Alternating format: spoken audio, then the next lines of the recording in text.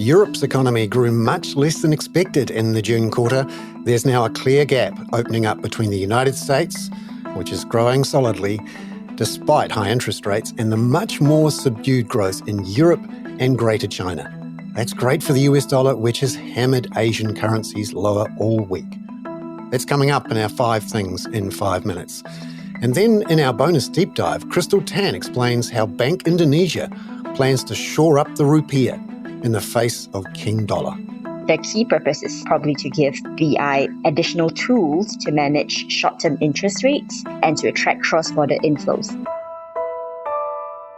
But first, in 5 and 5 with ANZ, final figures for European GDP overnight showed it grew just 0.1% in the June quarter.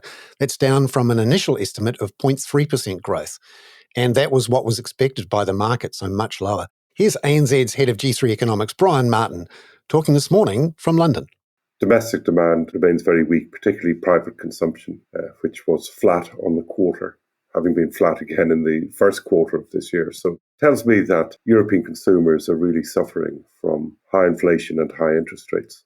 Number 2, German industrial production fell 0.8% in July. Now, that was much worse than the 0.5% consensus forecast. German car production, that fell 9%. Brian says Germany's economy is really struggling with its energy transition away from Russian gas. That just makes a difficult backdrop for the manufacturing sector. But demand is also weak, and demand is weak because inflation has been high and interest rates are high. And as we mentioned, export growth from the euro area is slow. So I think it's quite a poor outlook for the German economy as we head into the autumn. Number 3, Australia's trade balance softened more than expected in July on the back of weaker exports and a rise in imports. Here's ANZ's Australia economist, Maddie Dunk. We saw that exports fell 2%, and that was on the back of a 32% fall in non-monetary gold. And then on the import side, we saw that they rose 2.5%, and there was a big lift in non-industrial transport equipment. So in other words, cars, which were up 24.7% in the month. And I think we've seen a bit of strength in car sales recently. In yesterday's national accounts, we saw that motor vehicle purchases were up 5.8%. So there does seem to be some momentum there. Number 4. We got China's import-export data for August yesterday, and it's showing the first signs of stabilisation. Here's ANZ's Asia economist, Betty Wang. Electrical machinery and electronic products actually contracted less than in previous months, which could be seen as a positive sign, and especially with the new gadgets to be launched in the coming months. So this is one thing that we will be keep a close eye on. And the second is if you look at China's imports, major commodities, for example, iron ore and coal imports, they are actually showing signs of improvement. Number 5, New Zealand's manufacturing and construction numbers, key components in GDP figures the week after next, they show signs of weak underlying domestic demand. That's according to ANZ's senior economist in New Zealand, Miles Workman. Ultimately, people got to eat, so food manufacturing tends to just carry on through the economic cycle. It's the ex-food manufacturing where we really are seeing weakness at the moment. They are certainly trending south, and that's consistent with a weaker domestic demand pulse. ANZ's Miles Workman there. Now, in our bonus deep dive interview, my colleague Catherine Dyer speaks to ANZ's Asia economist, Krystal about what Bank Indonesia, the central bank, is doing to shore up the Indonesian rupiah in the face of a very strong US dollar. The rupiah has come under pressure amid heightened global financial market uncertainty. Bank Indonesia had stopped its rate hiking cycle early this year. But because the US Fed has continued to hike, that meant rate differentials were increasingly working against the rupiah. And it also doesn't help that Indonesia's terms of trade has deteriorated amid normalizing prices for some of its key commodity exports, such as coal and palm oil. And that in turn had meant less inflows supporting the rupiah via the trade account. And at a time when the overall balance of payments position is also facing pressure elsewhere. So what is the bank's plan here?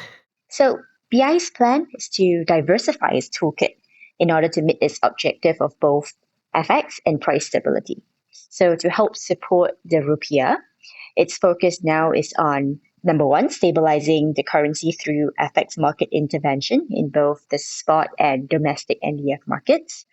Two, encouraging exporters to repatriate their export proceeds onshore through their FX term deposit facility. And most recently, Bank Indonesia also introduced a new instrument named the Bank Indonesia Rupiah Security, SRBI for short, that will come effective on the 15th of September. What, in your opinion, is the BI's key purpose? So, according to BI, this new instrument, the SRBI, has three functions. First, it's to absorb excess liquidity in the banking system. Second, it's to provide a new money market instrument to attract cross-border inflows from foreign investors. And finally, it's also to help establish more liquid benchmark rates in the 6 to 12-month tenor. But given the timing of the announcement, in our view, the key purpose is probably to give BI additional tools to manage short-term interest rates and to attract cross-border inflows, given the deteriorating balance of payments backdrop. How do you anticipate BI managing the process? So the SRBI will trade and settle like treasury bills, and like government bond auctions, foreign investors and also onshore non-bank investors will be able to place bids via onshore banks or participate in the secondary market. Now, Bank Indonesia will want to give the new instrument a good start, so yields will have to be attractive. Okay, and what are the main implications in terms of FX and the rates outlook? The implications are not going to be straightforward, but the introduction of the SRBI had immediately lifted short-dated bond yields, given the prevailing depreciatory pressure on the rupiah. We do expect the SRBI to temporarily displace demand for shorter dated bonds up to the 4-year segment. So that's going to pressure yields higher in the process. But as for the FX market, given the backdrop of deteriorating balance of payments, the FX market is increasingly going to be dictated by global developments and BI's policies. So in the best case scenario, what might the BI achieve? We do see the potential for the recent measures BI have announced, including the export proceeds facility and the introduction of the SRBI, to help potentially raise the financial account by a combined 1% of GDP and shore up support for the rupiah.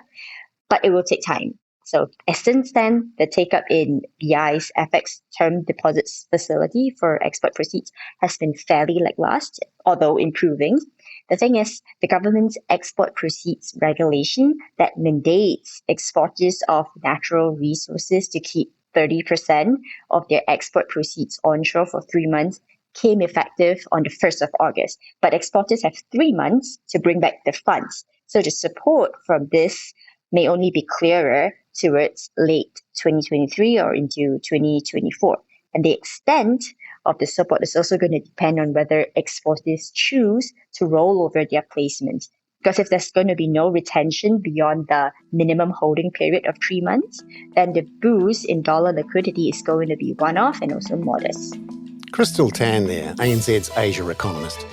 I'm Bernard Hickey. That was 5 and 5 with ANZ for Friday, September the 8th. Have a great weekend and look out for key US inflation figures and a big decision from the ECB next week.